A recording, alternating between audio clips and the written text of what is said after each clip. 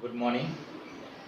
આજે આપણે જોઈએ અલિંગી પ્રજનનનો એક પ્રકાર ભાજન. અલિંગી પ્રજનનનો એક પ્રકાર ભાજન. તો એકકોષી સજીવો, કેવા સજીવો?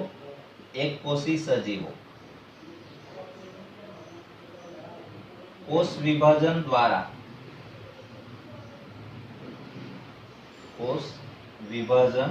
વડે નવી સંતતિ નું નિર્માણ કરે છે.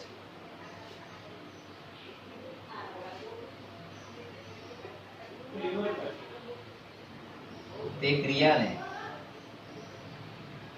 આપણે ભાજન તરીકે ઓળખીએ છીએ.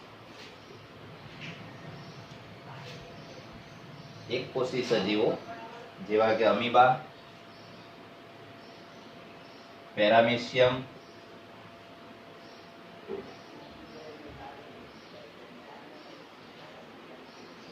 પ્લાઝ્મોડિયમ,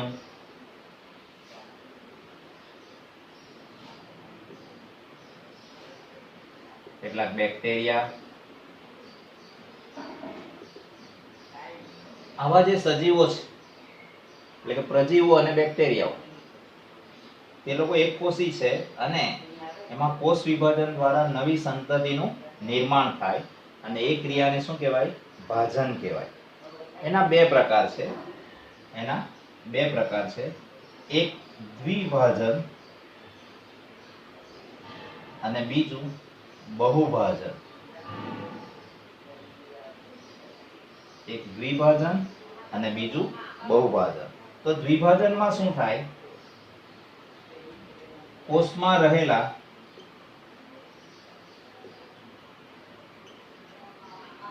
કોષ કેન્દ્ર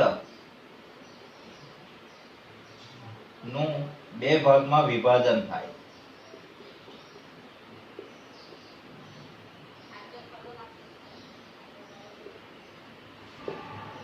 આ વખતે કોષ રસ અને બીજી અંગિકાઓ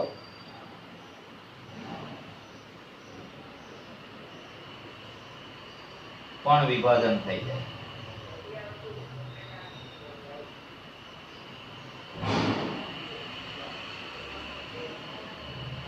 બે ભાગમાં વહેંચાઈ જાય.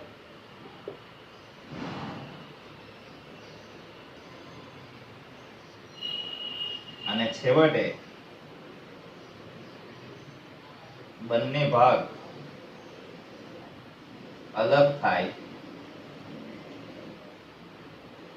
ત્યારે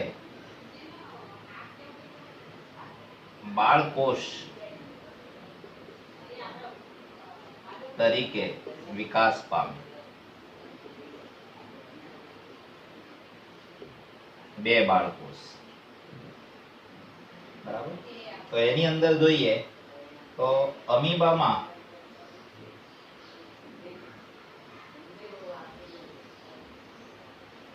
કોઈ પણ સમતલમાં દ્વિભાજન થાય, જ્યારે કાલા આઝાર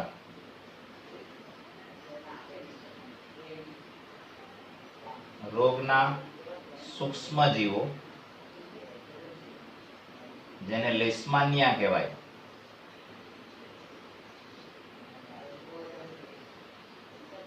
આયામ અક્ષમાં દ્વિભાજન થાય.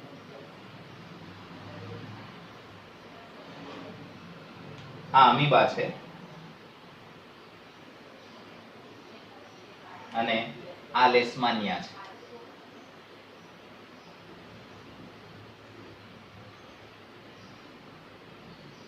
તો અમીબાના કોષ કેન્દ્રનું બે ભાગમાં વિભાજન થાય, સાથે સાથે એના કોષરસનું પણ વિભાજન થઈ જાય અને એની અંદર આવેલી અંગિકાઓનું પણ વિભાજન થતા અથવા તો નવી અંગિકાઓનું દરેક કોષ કેન્દ્રને આધારે કોષમાં સર્જન થાય અને છેવટે બે બાળકોષ છૂટા પડે.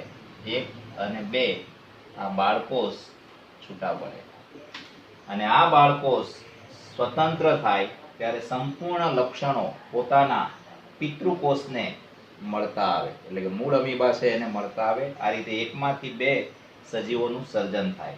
એવી જ રીતે લેશમાનિયામાં એક ચાબુક જેવી રચના હોય છે, અને આ ચાબુક જેવી રચના દ્વારા આયામક છે એટલે કે ઊભું એનું બે ભાગમાં વિભાજન થાય છે, અને છેવટે બંને છૂટા પડી જાય. અહીંયા થોડા જોઈન્ટ બતાવેલા છે, એ બંને અલગ થઈ જાય ત્યારે બે લેશમાનિયા સૂક્ષ્મજીવો છૂટા પડે છે. આમ તે વખતે દરેકના લક્ષણ પોતાના પિતૃકોષ જેવા હોય છે. તો આને શું કહેવાય? દ્વિભાજન. અને હવે બીજો તબક્કો છે બહુભાજન. બીજું છે બહુભાજન. બહુભાજન એટલે શું? તો કે કેટલાક સજીવો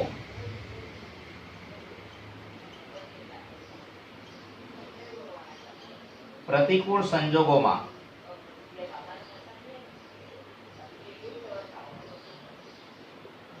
કેટલાક સજીવો એટલે એક કોષી સજીવો પ્રતિકૂળ સંજોગોમાં કોષ વિભાજનની ક્રિયા દરમિયાન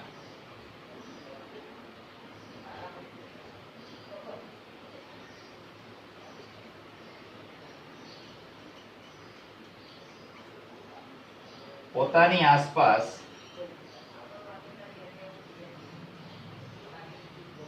રક્ષણાત્મક કવચ તૈયાર કરે. પોતાની આસપાસ રક્ષણાત્મક કવચ તૈયાર કરે અને તેમાં રહી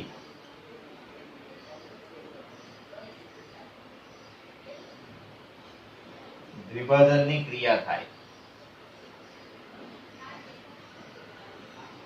પોતાની સંતતિ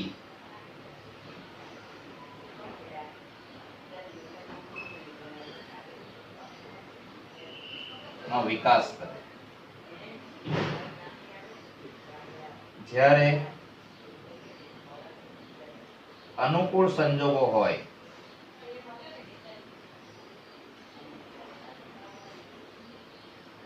ત્યારે એક સાથે અસંખ્ય બાળકોષ આવરણ એટલે કે કવચ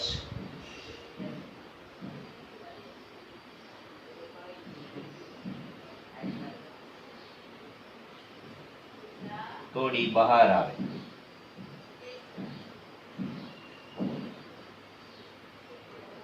તેને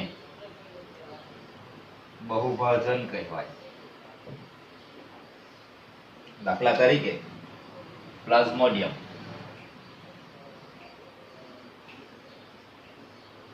દાખલા તરીકે પ્લાઝ્મોડિયમ મેલેરિયાના જંતુ.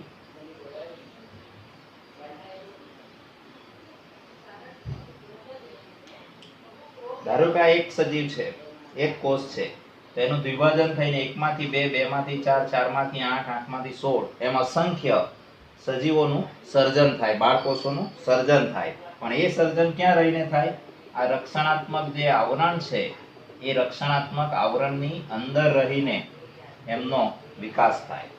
જ્યારે અનુકૂળ સંજોગો હોય ત્યારે રક્ષણાત્મક કવચ તૂટે અને એમાંથી અસંખ્ય બાળકોષો બહાર આવે. અસંખ્ય બાળકોષો બહાર આવે છે અને એને આપણે શું નામ આપીએ છીએ? બહુભાજન. તો આ રીતે એક કોષી સજીવોમાં ભાજન ક્રિયા દ્વિભાજન અને બહુભાજન એમ બે તબક્કામાં થાય છે.